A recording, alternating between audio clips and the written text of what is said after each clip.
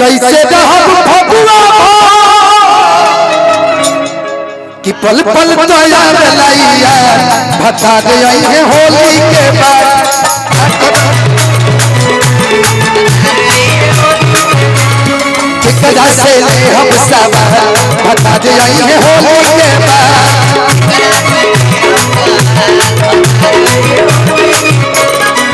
हमें तो लूट लिया मिलके हुस्न वालों ने हमें तो लूट लिया मिलके हुस्न गोरे गोरे वालों ने कल कल वालों ने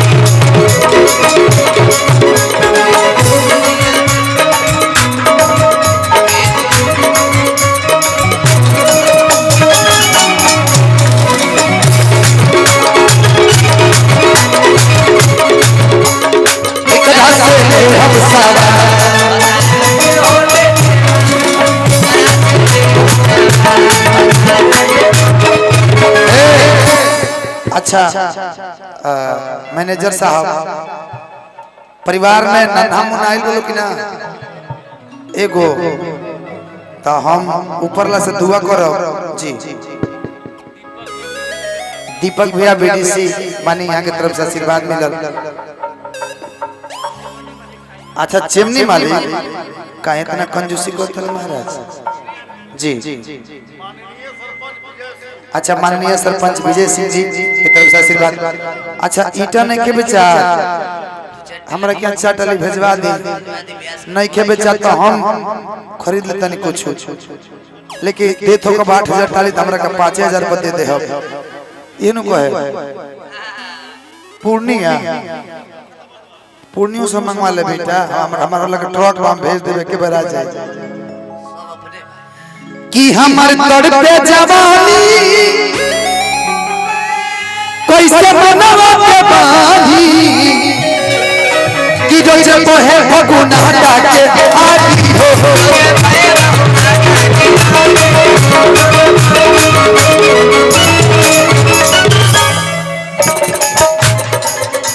मदद के परेशानी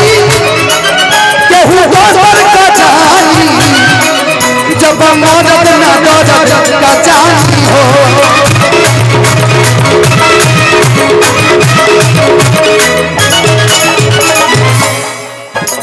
माचा कुली होई बराबर माचा कुली होई बराबर बता दे है होली के बोलब करब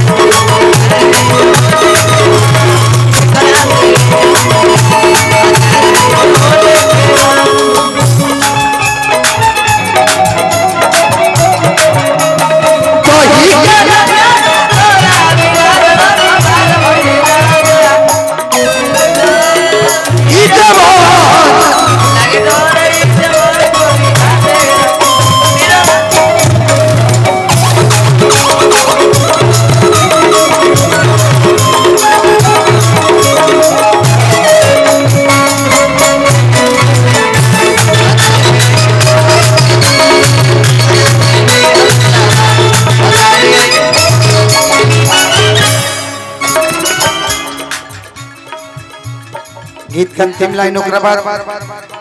ठेठ होली के फरमाइश बा। हां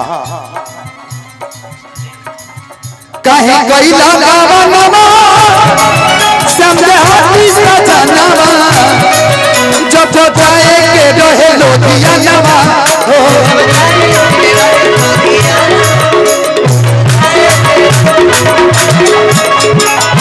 प्यारे लाल संग सारी सबे कोई ससुराली अनंत माने नाम होके कहना हो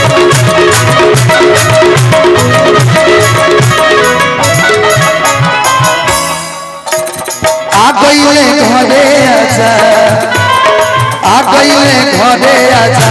बता दे